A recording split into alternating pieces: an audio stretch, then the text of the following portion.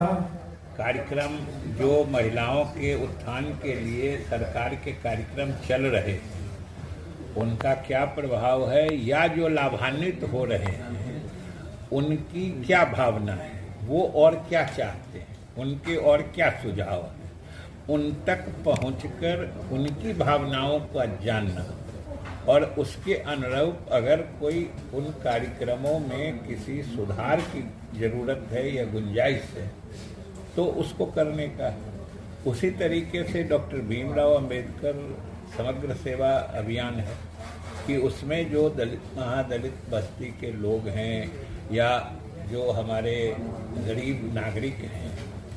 उनके लिए जो योजनाएं चल रही हैं उनके बारे में उनका क्या ख्याल है या उसमें और वो क्या सुधार चाहते हैं या फिर उनके लिए जो योजनाएं बनी हैं उनका सही लाभ उन तक पहुंच पाता है कि नहीं, उसके संबंध में जागरूकता है कि नहीं है, इन सब चीज़ों को देखना उस अभियान का उद्देश्य है या लक्ष्य है। तीसरे में जो आपका शहर आपकी बात है उसके तहत जो नगर क्षेत्र है, क्योंकि नगर क्षेत्र में स्वाभाविक रूप से आबादी का दबाव ज़्यादा होता है, इसलिए नागरिक सुविधाओं की भी सघन आवश्यकता होती है। उसके मद्देनज़र उन इलाकों के लिए जो योजनाएं होनी चाहिए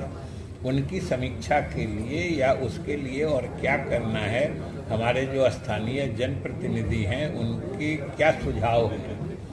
उनको समझने के लिए या उनकी समीक्षा करके सरकार को बताने के लिए वो है। इस तरीके से तीनों योजनाएं महत्वपूर्ण है और एक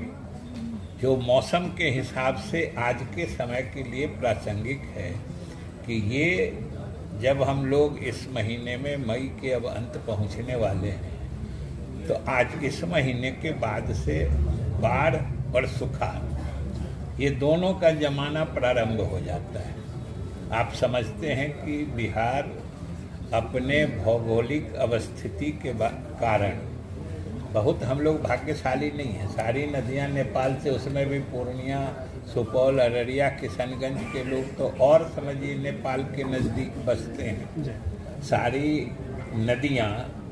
जो बिहार को बाढ़ से प्लावित करती हैं